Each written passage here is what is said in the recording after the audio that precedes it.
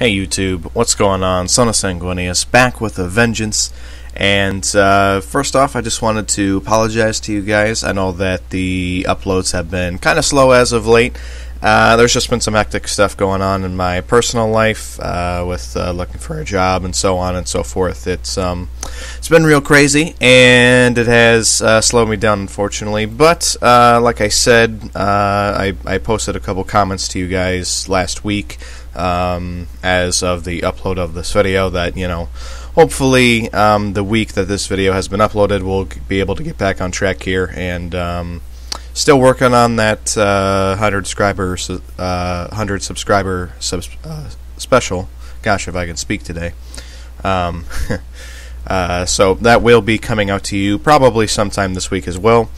But moving on, we'll just dive right into the topic of this video. So I posted my my Blood Angel Pessimism video, and I got a surprising amount of responses and views. It has quickly become, based on the analytics, the most popular video on this channel.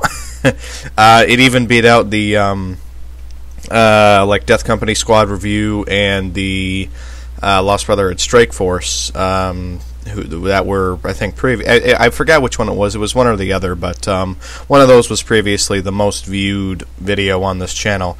And my Blood Angel Pessimism video has you know, sort of become the most popular. So don't know what that says about me or my fan base, but hey, you guys left a lot of really great comments on that video, and really posted some encouraging stuff. So I got to thinking, you know, what could I do, you know, just to kind of balance out that that negativity and get some positivity back on this channel. So I thought it would be a good idea to talk about why I play Blood Angels. So many moons and many dollar bills ago, I was looking to start, you know, a war game, looking to get into, you know, the hobby of, you know, tabletop miniatures. But Warhammer 40,000 was not my pick. My first pick was a game called, I think it was called like Dust Warfare or something like that. Basically like a futuristic, like World War II setting where World War II never ended. The Nazis found some alien technology in, you know, the Arctic or whatever, and you know, it was cool. You know, Hitler got assassinated in Germany, tried to apologize, be like, hey, we screwed up. The rest of the world was like, we don't care. We're already, you know, balls deep in this. You know, can't turn back now. So basically, you know, it was the United States, the Soviet Union, and Germany all duking it out against one another, and you know, it looked, you know, pretty cool. So I went down to my local hobby shop or whatever after searching, you know, on the web for something, and I didn't really find any Dust Warfare or Dust Tactics, which is like a sort of like an offshoot board game from it. But I did find some Warhammer 40k. Now, as I was looking through their Warhammer 40k section, I had heard about Warhammer 40k, but I was kind of, you know, turned off by the idea of, you know, orcs with guns. I was like, orcs with guns? Like, what is this nonsense? You know, get out of here with it. However, as I was looking through, the one thing that caught my eye was a box of Blood Angels Sanguinary Guard. And I saw that box of Blood Angels Sanguinary Guard, and I walked out of the hobby store with that very box that I looked at. So the first reason why I play Blood Angels is the looks. I like the, first of all, you know, the overall, you know, aesthetics of, you know, angels and vampires and that kind of stuff. That's all really cool, but just going by the looks alone, I really like the sort of the bright red and the gold that look really cool on the table. Even, you know, looking at something like the Death Company with the black, you know, with the red X's, the red crosses, you know, however you want to call them. I feel like, you know, they really do just sort of, you know, stand out as an army, and they I don't know, you know, red and gold and black and bone. There's just something about it that just sort of drew me to the army, and I really like, you know, how it sort of stands out on the tabletop, and I really like how, you know, they can be good guys, but you can also, you know, they're good guys, but, you know, they can have a very formidable appearance to them. Very, gosh, what's the word I'm looking for? Adversarial, but not adversarial as far as like, evil, just adversarial as far as, like a very aggressive sort of feeling to them, depending on, how you build them and paint them and that sort of thing. That goes for Space Marines in general, but for Blood Angels in particular with, the bright red, and the blood drops and, some of the skull motifs or whatever that you can find on, a lot of Space Marines, I feel like it really just, complements it. So after I bought, that box of Sanguinary Guard, I, built it and painted it. I actually built and painted my first unit before I ever got my hands on the Codex, which is something you should probably never do. Funny enough, though, the way I actually built my squad was actually legal. I think I looked at the front of the box to see what the front of the box had, and most of the time the artwork depicted on the front of the box is usually legal, usually. And I think my first Sanguinary Guard had like a banner bearer, and then they had like a power fist and inferno pistol in there somewhere, and then the rest of them had like swords and axes and that kind of stuff. So the second reason I play Blood Angels, it would have to be the fluff, because the Codex was the next thing I got, and I got to tell you, as soon as I started flipping through that old 5th edition Codex. Keep in mind, I got into 7th just before the Blood Angels Codex came out, so at the time I bought the 5th edition Codex and I started flipping through that, and I loved it. So why did I have such a fascination with the Blood Angels fluff? Now this may sound as this may come off as ironic, it may come off as heretical, but the way I sort of see it now is I almost see the Blood Angels as kind of a mix of Emperor's Children and World Eaters, at least at face value. Now that may sound, very heretical, and that may incense some of you to, fly into the Black Rage by, me mentioning those traitors, but it's sort of the duality of their nature that I find really interesting, because it could be it would be very easy to write Blood Angels as one extreme or the other extreme. But I feel it's better, when they're just kind of right in the middle of that. I like that they are constantly, striving for perfection, and they have artistic pursuits and artistic visions, as Sanguinius himself did. And I really like that they do have that sort of, they adhere to, ideals of refinement and, striving to, obtain perfection. But then on the other hand, they also have this this very savage nature to them, a kind of brutality, a kind of raw malice that they bring into battle with them, that they use against their enemies. And I find that when they, and it's mentioned in various places, in the Codex and in like on the Wikipedia and stuff, it's constantly mentioned that the combination of these two things, they're sort of this kind of savage brutal side of them, and this artistic striving for perfection. When you put those two together, it really creates a humility within the Blood Angels, because they kind of they're sort of torn between two extremes. And so that is one thing that I do like about the Blood Angels as opposed to some of the other chapters, is there is a streak of humility through them. In one of my upcoming book reviews, Shield of Baal, Captain Carlan, he as a character, the way he's written is, not this sort of, prideful, we can always do it, we're always going to, come out on top, kind of captain.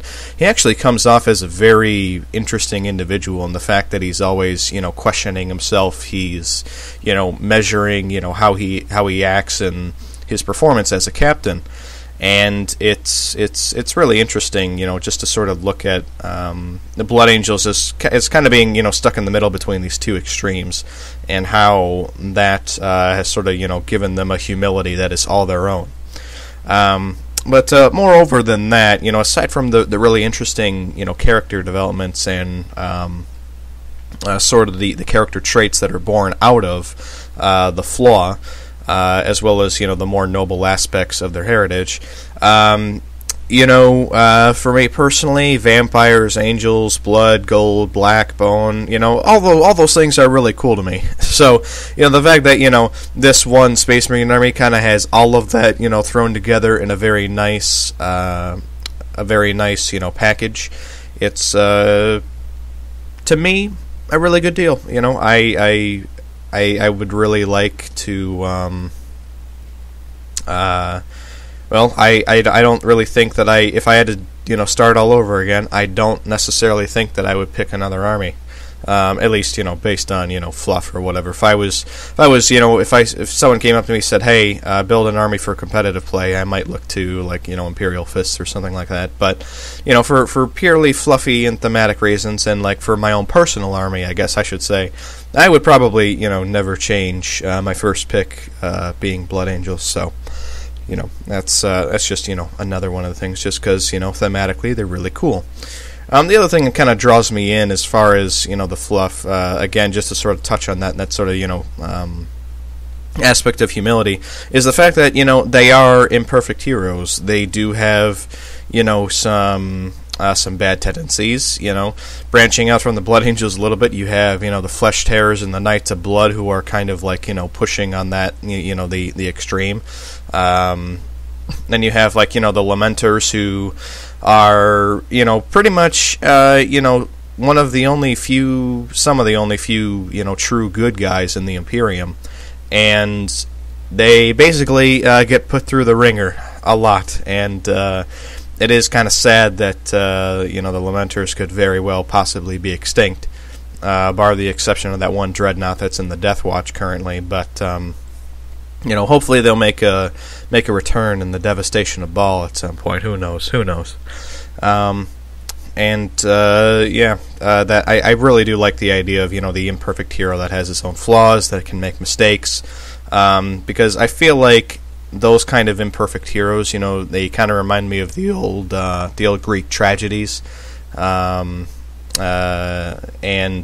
some of the old Greek Greco-Roman stories like Odysseus and Hercules and all that sort of things, Achilles, these great heroes who were almost perfect, but then they have these downfalls or whatever that create problems for them later on. I feel like that's much more interesting than something like the Ultramarines, where there really isn't, there's no problem with their gene C, there's no problem with any of their heritage, everyone loves them, they're respected by all, they're feared by all, so on and so forth. And I find that if there's at least something going on beneath the surface, it can just add more to the story.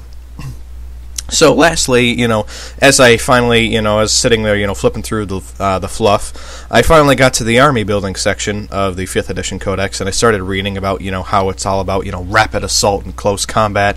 And I was like, wow, I picked the best army possible. So, of course, the third reason why I like Blood Angels, why I play Blood Angels, is the theme of the army. So the first thing to say is, that sort of rapid assault, deep strike, fast vehicles, blitzkrieg, basically. I really do like the idea of having a very fast-moving, hard-hitting force that can basically smash through the opponent's line and then proceed to just, break them wherever they may be hiding. Which is kind of odd, because normally in other war games I tend not to be so aggressive. Just kind of branching out for a second, and some other war games that I play, mainly on PC or on console or whatever. Whether you're talking about things like Total War, or whether you're talking about something like Tom Clancy's End War, I actually don't tend to be all that aggressive. Although I will mention that as far as Tom Clancy's End War is concerned, I tend to like mechanized armor builds or whatever, playing as the European Union, who have the fastest vehicles in the game, and you can basically just sort of blitz around. So in that particular instance, I tend to be fairly aggressive. But ironically, I don't see myself as being all that aggressive in every single war game. So for me, it was almost kind of a surprise, because I'm normally not a huge fan of airborne stuff. As far as the military and all that, I would, if I had to pick, I'd probably lean far more to Army or Navy as far as a fighting style, Air Force. But the Blood Angels, I don't know, maybe it's because, you know, they had that whole angel thing going on, and I was like, yeah, I can get behind this. So, you know, the Rapid Assault, the Deep Strike, the fast vehicles, that's great. And for me personally, I don't know about you guys, you probably agree, but maybe you don't. But for me, the Assault is the coolest part of the game for me. It's probably my favorite phase of the game. You know, because that's when you really get in, you know, to your really get up and close and personal to your enemy. You can see the whites of their eyes. You know, you're swinging your chainsword, your power sword, your power fist, thunderhammer, you know, whatever. And that's where, you know, you get to duke it out, you know, mano a mano. I mean, unless, you know, you like charge into a group of cultists, in which case it's like, you know, sheep for the slaughter. But for me personally, the Assault is the funnest part of the game, and having an army that specializes in the Assault is, you know, just you know, a little extra bonus there. And the other thing too is, speaking of the Assault, Blood Angels have some of the best assault units in the game. Probably not the best assault units, all things considered, but some of the best. I'm talking about things like, you know, Death Company, Sanguinary Guard, Assault Terminators. Some people may disagree with the Sanguinary Guard. However, I mentioned this in my Sanguinary Guard review, that, you know, when you really take Sanguinary Guard for what they are, sure they're expensive at, you know, 165 points, but you consider they come with jump packs, artificer armor, and mastercrafted power weapons, you know, standard. That's I feel like that sort of, you know, makes up for the cost right there. And Sanguinary Guard are pretty good at doing what they do. So that's just, you know, another reason why I like, you know, the theme of the army. And sort of the last thing to mention here is, you know, the fact that they do sort of stand out on the tabletop, you know, both, you know, as far as the looks, as far as the theme, as far as the fluff. Blood Angels are definitely, you know, not, they're not like Raven Guard where they kind of, you know, blend into the shadows. They're not like Ultramarines where they're kind of, you know, very, I don't want to say passive, but they don't have the most, you know, Ultramarines, they don't have, you know, the most imposing sort of, you know, look to them. Blood Angels, however, with their bright red, you know, the shining gold and the sort of the mournful, you know, ominous black, you know, that they bring into battle with them. Blood Angels stand out on the tabletop. You know, your eye is drawn to them. You know, it's They just look awesome, and they stand out, you know, even amongst other Marines. I feel like as far as like, you know, the Marines that stand out the most, it's actually kind of funny because when you think about it, a lot of the Marines, you know, kind of have like cooler color schemes which don't really draw too much attention to the eye. I would say that, you know, aside from Blood Angels, maybe maybe Imperial Fist, because they're you know, they're bright yellow, you know, that does draw attention to the eye. Dark Angels possibly, with like some of the contrast between the white, the green, and the black, you know, that kind of thing. Just, you know, speaking from an artistic point of view, which, you know, armies kind of stand up. But anyway, so there is, you know, 3 reasons in depth, you know, the looks, the fluff, and the theme of the army, why I play Blood Angels. And so to finish off this video, I have just one more thing to ask. Why do you guys play Blood Angels? I'm very curious to hear your opinions on it. I'm very curious to hear, you know, how you got, you know, started playing Blood Angels, what really drew you to them, and all that good stuff. So feel free to leave a comment down below in the comment section below. Feel free to like and subscribe, and I will see you guys in the next video.